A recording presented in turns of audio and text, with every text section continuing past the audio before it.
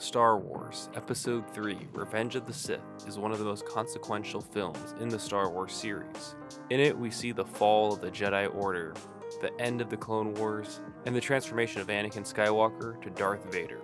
This movie has always had a special place in my heart, as I was the prime demographic when it came out, and since I've watched it a lot of times, and even made a 6-hour-long fan edit of it. Suffice to say, it's a movie that I've thought about a lot. And with the 20th anniversary just passing, I thought it'd be a good opportunity to talk about something that's been on my mind for a while. And that is, did Obi-Wan make the right choice on Mustafar at the end of the movie? And it's about this that I want to talk with you today. Before we get started, I wanted to say that I'm only going to be addressing the 6 films that Lucas made in this video, as there's a lot of expanded media for Star Wars. The story of Revenge of the Sith is very interesting, and I feel unique in cinematic history. It is ultimately a tragedy, but what I find so compelling about it, and why I often rewatch it, is that it has this certain feeling of dread and destiny in it. Now, when I use the word tragedy, I don't mean that as in just a sad or unfortunate story, but that there's a feeling that the events that are unfolding cannot be changed.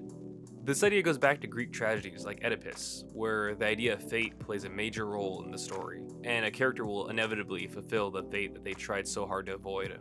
Anakin has visions of his wife, Padme, dying, and tries to gain as much power to stop this, while his actions end up being what lead him to the fate he tried so hard to avoid. As I said, this is not a new concept by any means, but what I do find particularly unique and interesting about Revenge of the Sith is that it's a prequel. So on a meta level, we as an audience know for a fact that no matter what happens in this movie, Anakin will end up becoming Darth Vader. This is called dramatic irony, where the audience knows something that the characters are unaware of. This could have been a huge detriment to the film, but instead is used to help elevate this sense of tragedy and uncontrollable nature of destiny. Now, the reason I spent so much time talking about this is because I've noticed that with this movie, more than almost any other, that people wish that the events changed, that somehow Anakin could be happy. I think that these factors are what contribute to the feeling that most of us get while watching this movie. With each of Anakin's mistakes, it's almost like you're watching 2 trains that are about to collide, and you can't do anything to stop it. There are a few pivotal moments that I have seen people say that could have stopped Anakin's downfall. One of the bigger ones is if he didn't betray Mace Windu, but others say that if he was granted the rank of Master, or if Yoda was more kind to him, which I personally disagree with. But in my mind, one instance has always stood out, and that's one that I feel like people don't talk about enough. At the end, after Obi-Wan has dismembered him and left him for dead. Something about this has always felt strange. Movies usually have a moral and try to teach lessons. They do this by rewarding the characters for doing the right thing and punishing those who choose the wrong thing. This was definitely the case in Lucas's writing. I'm telling an old myth in a new way.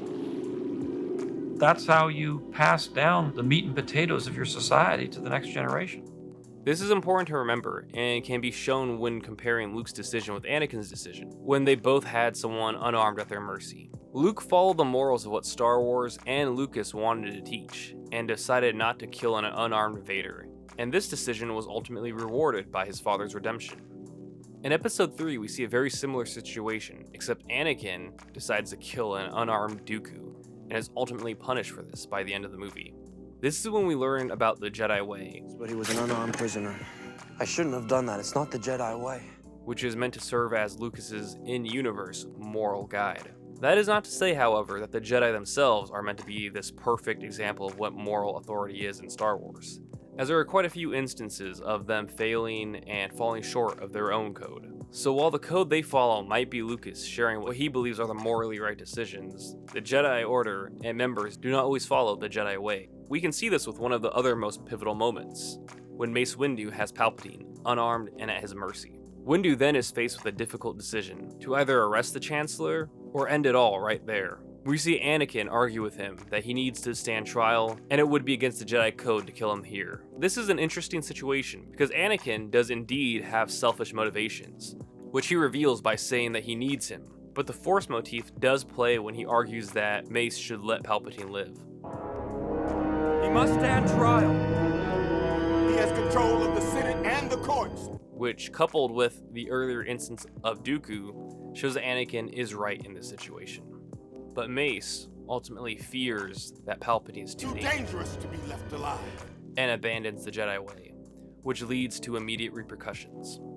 This ultimately leads to the third and final instance in this movie that I feel most people skip over, and that is Obi-Wan and Vader. Here, Obi-Wan jumps to safety and then tries to end the fight, but Vader in his hubris tries to jump over Kenobi, only to end up getting his limbs chopped off and falling to the ground. It is here where Obi-Wan had a very important decision to make, what to do with his fallen friend. I've seen some debate on this point, where people argue that he should have done what they believe is the more merciful thing, and killed Vader right there, thus also eliminating all the future evils he would commit. Obi-Wan obviously didn't know that Vader would have survived, so instead chose to let him go. This is in contrast to Anakin and Mace earlier, who decided to forego the Jedi way and kill their unarmed opponent. And to be honest, I think that Lucas even intended for this to be the way that the Jedi should act, with a quote from the novelization supporting this idea. In the end, he was still Obi-Wan Kenobi, and he was still a Jedi, and he would not murder a helpless man. He would leave it to the will of the Force.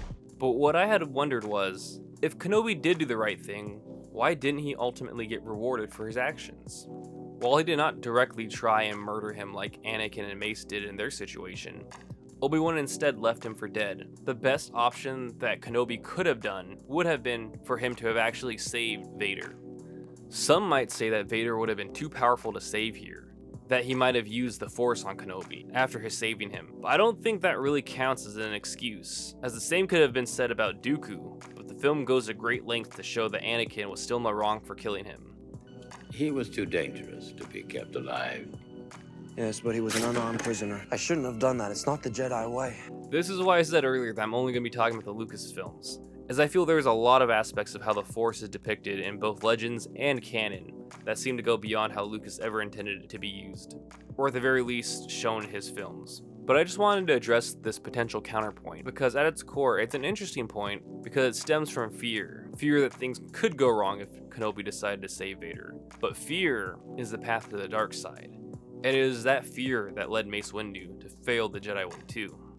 Because, while it's still possible Vader would have still hated Obi-Wan, there is still just as much of a chance that having Anakin there on the secret base during Padme's pregnancy would have helped her survive.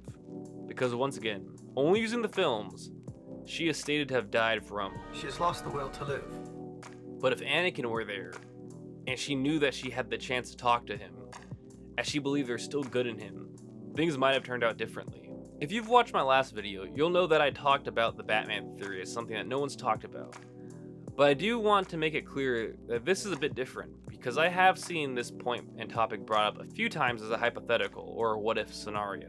But I feel like it often gets overshadowed by other hypotheticals, such as if the Council granted Anakin the rank of Master, Mace arrested Palpatine, or what if Anakin had won on Mustafar. But I did want to draw some attention to this one in particular, because I don't usually see it brought up in connection with the other two times earlier in the movie where the Jedi had the opportunity to capture an unarmed prisoner, but instead chose to kill them. But I think in the end this speaks to a greater idea, which is that this movie, even after 20 years, has people talking about it. It has people wanting and wishing that Anakin and the rest of the characters could have a happy ending. To me, that's the mark of a really good storyteller, because it shows that we as the audience cared about these characters. In writing, they say there's a thing called the rule of threes, where if you want to establish something for the audience to notice it, you should mention it 3 times. Once to set up the idea, a second time as a reminder, and a final time as the payoff. This scenario plays out 3 times, and in each one of them, Anakin is involved. First as the executioner, then as the observer, and then finally, as the victim.